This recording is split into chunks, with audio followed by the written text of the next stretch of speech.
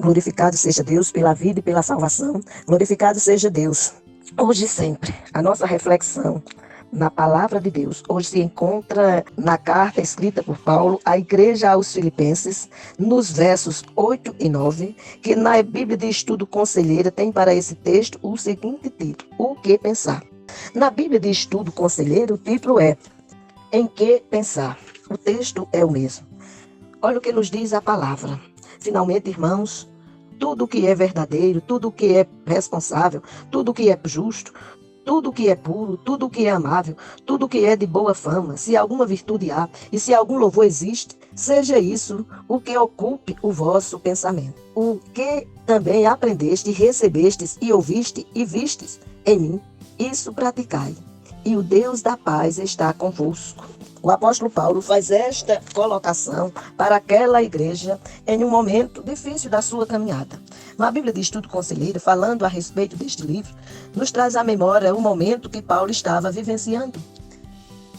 Essa era uma igreja muito amada e querida de Paulo, que também o amava muito e o sustentava, mesmo quando ele estava trabalhando como missionário em outras terras. As pessoas dali, ou seja, as pessoas de Filipos, também davam muita importância às instruções que dele ouviam.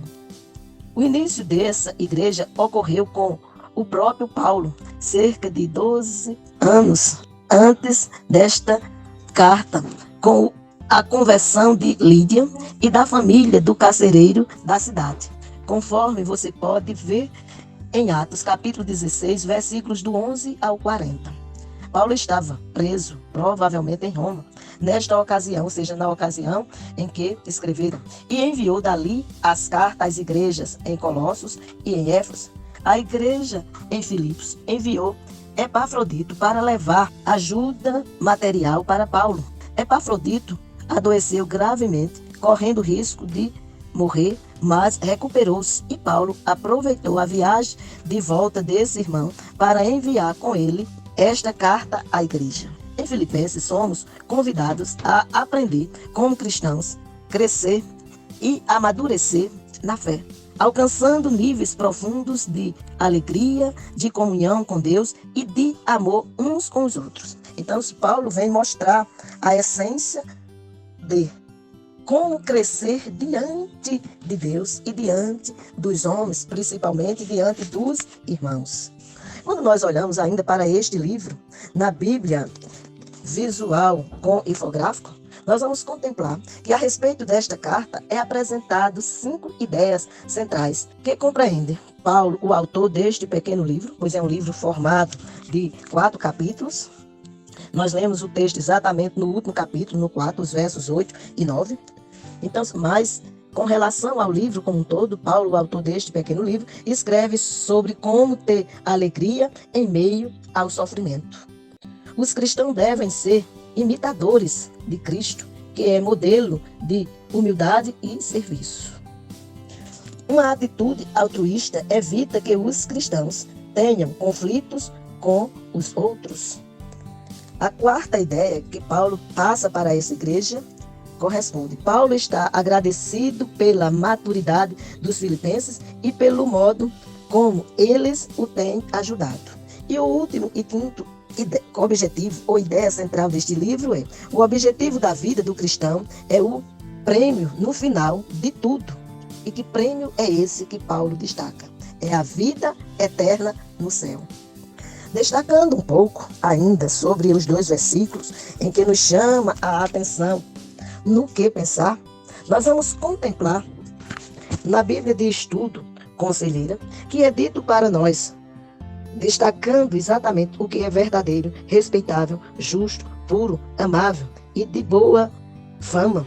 Olha aqui, ó, verdadeiro 1, responsável 2, justo 3, puro 4, amável 5 e de boa fama 6. É isso que Paulo está chamando a atenção à igreja que se encontrava em Filipe. O que deve ocupar a vossa mente, consolados do sofrimento emocional, produzem alterações de humor, de agressividade, de ressentimento, de acusação a outros e também a si mesmo. Porque a própria palavra nos ensina que devemos amar ao nosso próximo como a nós mesmos. Se nós não nos amamos, a tendência nossa é de não amar o nosso próximo. Se nós não cuidarmos de nós mesmos, a tendência nossa também é de não cuidar bem do nosso próximo. Por isso, Paulo nos chama a atenção, dizendo para nós, os filhos de Deus. Finalmente, irmãos, tudo que é verdadeiro, tudo que é respeitável, tudo que é justo, tudo que é puro, tudo que é amável, tudo que é de boa fama, se alguma virtude há e se algum louvor existe, seja isso o que ocupe o pensamento de vocês, ou o que ocupe os nossos pensamentos. E é dentro desse contexto que Paulo nos adverte, ou nos chama a atenção, ou nos orienta a que a gente veja o que está ocupando a nossa mente. Quando a gente olha no Salmo 119, no versículo 11, o salmista diz: escondi a tua palavra no meu coração, para eu não pecar contra ti. E ele acrescenta ainda nesse mesmo salmo, no verso 105, que lâmpada para os pés e luz para o caminho é a tua palavra. Então, quando a palavra encontra guarida nos nossos corações, a tendência nossa, enquanto ser humano, é de pensar em boas coisas.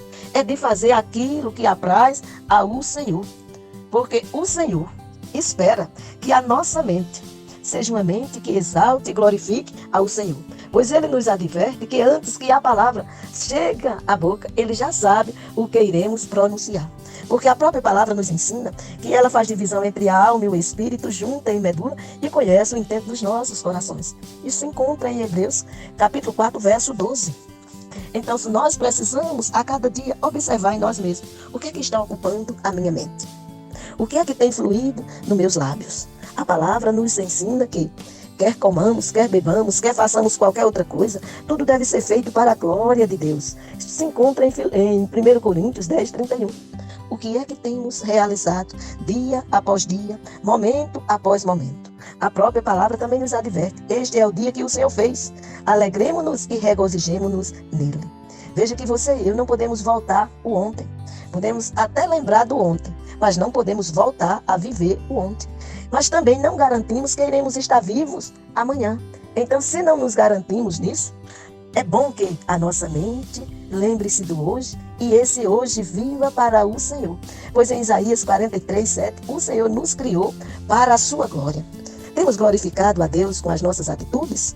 Temos glorificado a Deus com os nossos pensamentos? Temos glorificado a Deus com o que sai da nossa boca? O que tem ocupado a nossa mente? Como isso tem refletido diante do outro?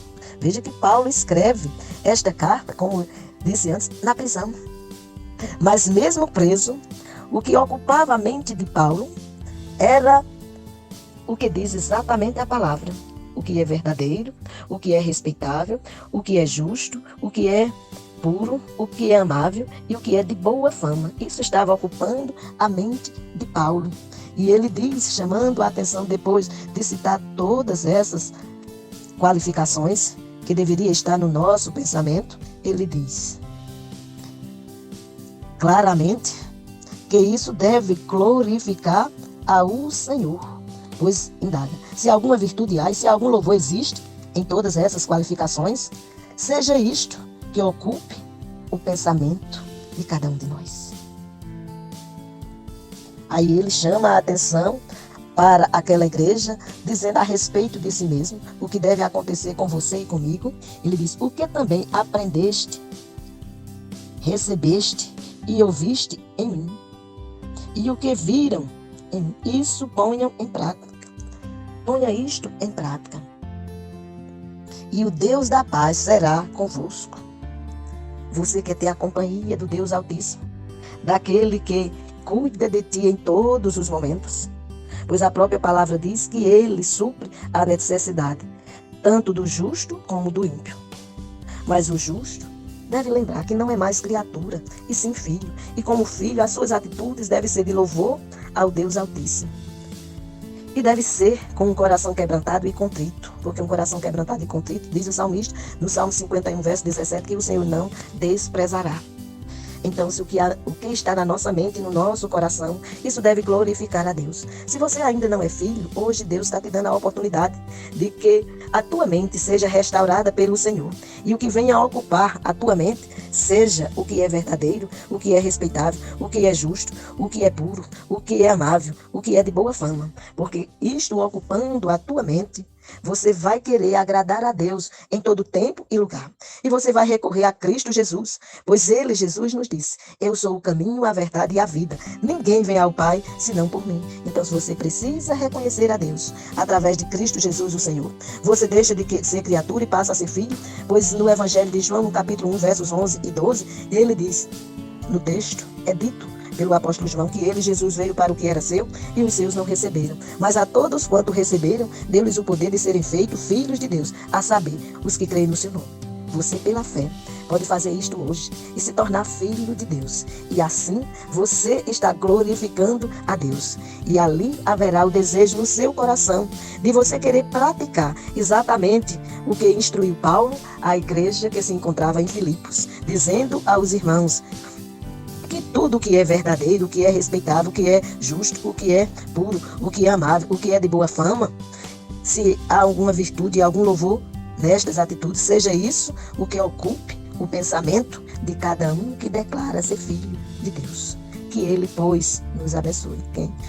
O Espírito Santo de Deus, que habita no cristão e que quer habitar naquele que passa a reconhecer Jesus como autor e consumador da sua fé. Aquele que você declara que é Senhor e Salvador da sua vida. Que ele, pois, nos abençoe. Assim rogamos a Deus em nome de Jesus. Amém.